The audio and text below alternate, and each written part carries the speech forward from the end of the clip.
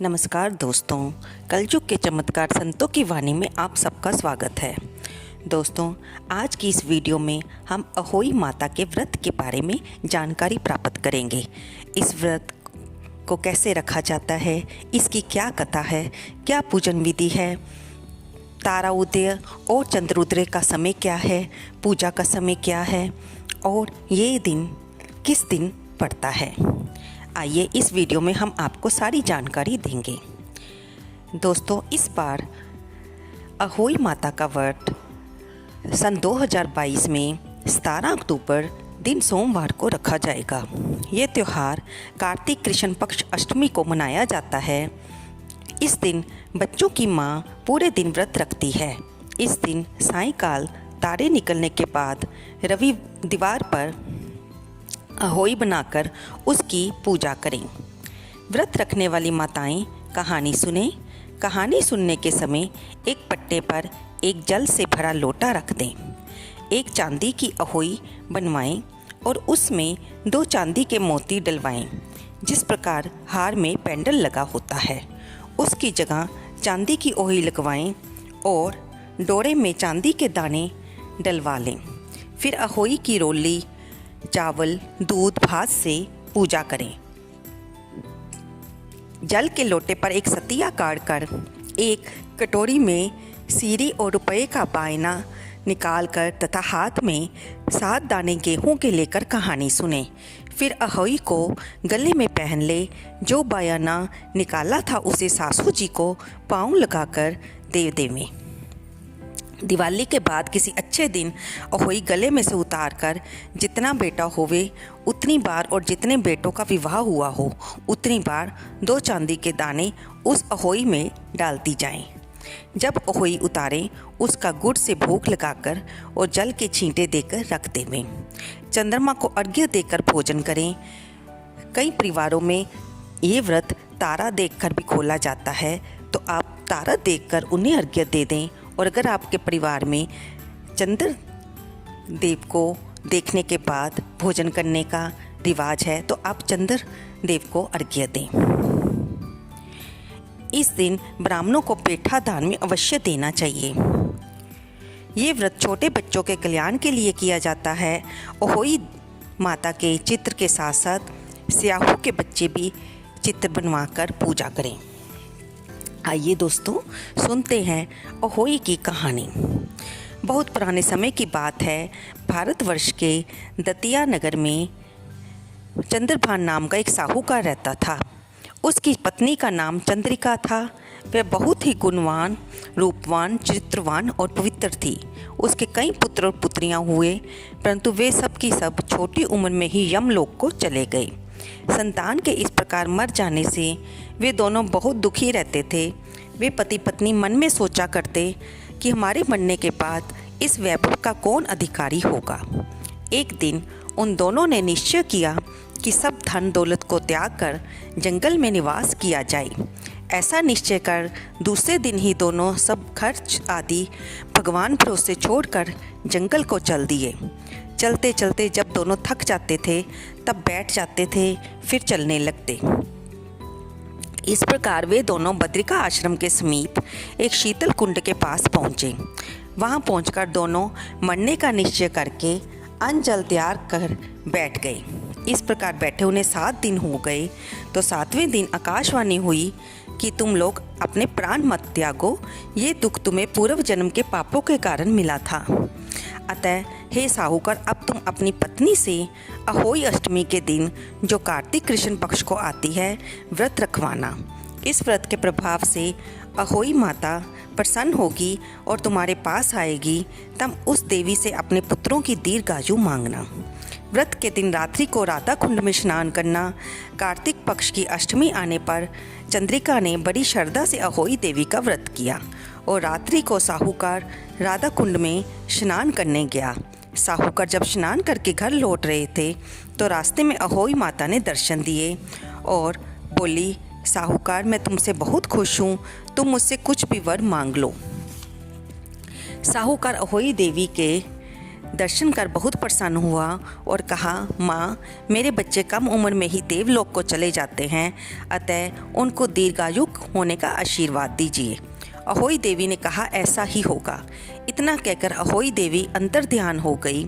कुछ दिन बाद साहूकार के एक पुत्र पैदा हुआ, जो बड़ा होने पर विद्वान, बलशाली, प्रतापी तथा आयुष्मान हुआ। यदि किसी स्त्री के बेटा हुआ हो या बेटे का विवाह हुआ हो तो अहोई व्रत की समाप्ति का उत्सव करे। एक थाली में 7 जगह 4 पूरी और थोड़ा थोड़ा सीरा रखें। इसके अलावा एक साड़ी और एक ब्लाउज़ 1 रुपया के साथ थाली में रखकर और थाली के चारों ओर हाथ फेर कर और अपनी सासू जी की साड़ी और ब्लाउज़ अपने पास रख लें। सीरा पूरी का बायना बांट देवें। यदि लड़की कहीं अन्य जगह हो तो उसके लिए बायना वहीं भेज देना चाहिए। तो दोस्तों, ये थी अहोई माता व्रत की एक कथा। अब इसकी दूसरी कथा के बारे में भी हम सुनेंगे। दोस्तों, माता के व्रत के बारे में कितनी ही कहानियाँ प्रचलित है जो कि अलग अलग क्षेत्रों के हिसाब से सुनाई जाती है। इन कहानियों का मतलब तो सिर्फ यही होता है कि ये हमें माता के प्रति श्रद्धा जगाती हैं और इन व्रतों को रखने से हमारे संतान के ऊपर से कष्ट टल जाते हैं और हमारी संतान दीर्घ आयु को प्राप्त होती है। दोस्तों, अहोई माता के व्रत की दूसरी कथा इस प्रकार है। एक साहूकार था, उसके 7 बेटे और 7 बहुएं और 1 बेटी थी।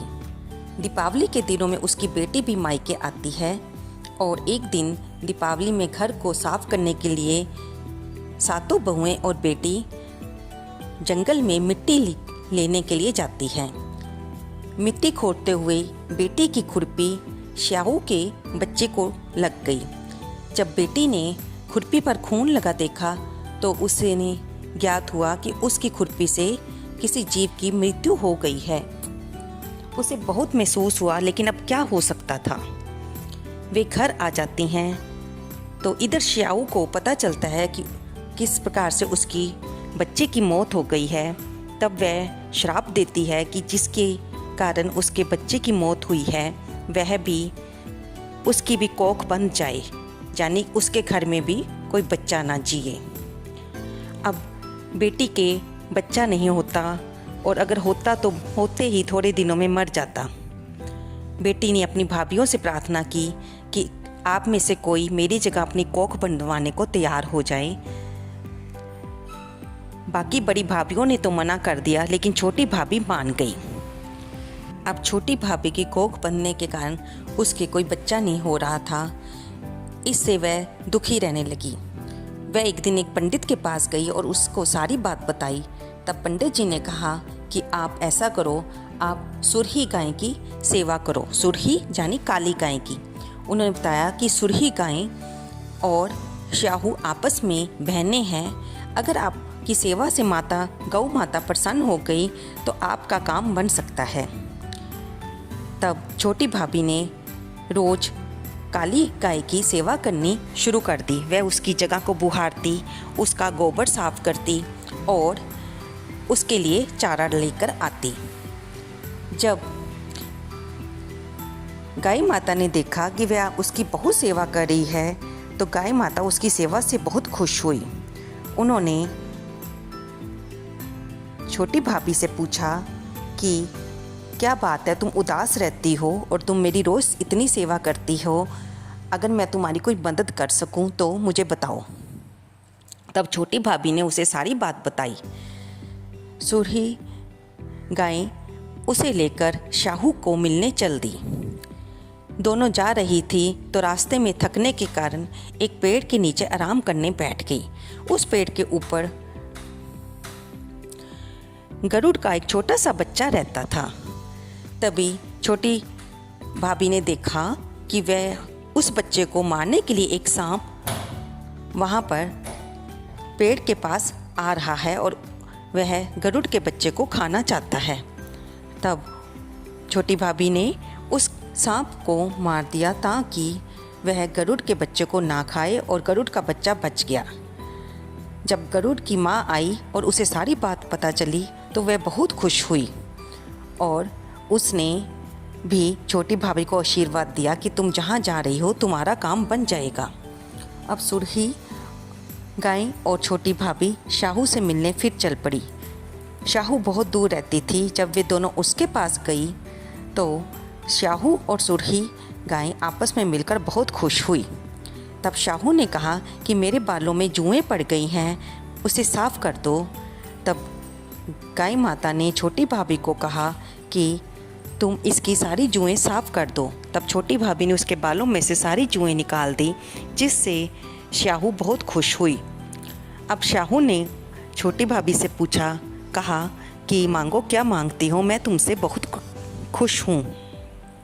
तब छोटी भाभी ने कहा कि आपके श्राप के कारण जो कि आपने मेरी ननद को दिया था उसे मैंने धारण किया और उसके कारण मेरी कोख बंद गई है, इसलिए आप मेरी कोख को खोल दीजिए। छोटी भाभी की सारी बातें सुनकर शाहू माता ने कहा कि तुम तो पूरी योजना बनाकर आई हो, लेकिन क्योंकि तूने रास्ते में गरुड़ के बच्चे की भी रक्षा की है और तुम परोपकार की भावना रखती हो, इसलिए मैं तुम्हें हमारी कोख को खोलती हूँ। अब तुम घर जाकर अहोई माता का व्रत करना। माता तुम्हें पुत्रवती होने का आशीर्वाद देंगी और उनके प्रसन्न होने पर, उनका आशीर्वाद होने से तुम्हारे पुत्र दीर्घ आयु को प्राप्त होंगे। छोटी भाभी खुशी खुशी वापस अपने घर आ गई और उन्होंने अहोई माता का व्रत किया। अहोई माता ने उन्हें वरदान दिया, जिसके प्रभाव से छोटी भाभी के भी 7 पुत्र हुए और फिर उनके साथ 7 बहुएं घर पर आई और वे दीर्घ आयु को प्राप्त हुई। जिस प्रकार अहोई माता ने छोटी भाभी को पुत्रवती बनाया, उसी प्रकार अहोई माता सब पर अपनी कृपा करे और उन सबको, पुत्रों को, उनके बच्चों को सुख, समृद्धि और लंबी आयु प्रदान करे। इस कहानी को सुनने वाले को और हुंकारा भरने वाले को भी अहोई माता अपना आशीर्वाद दे।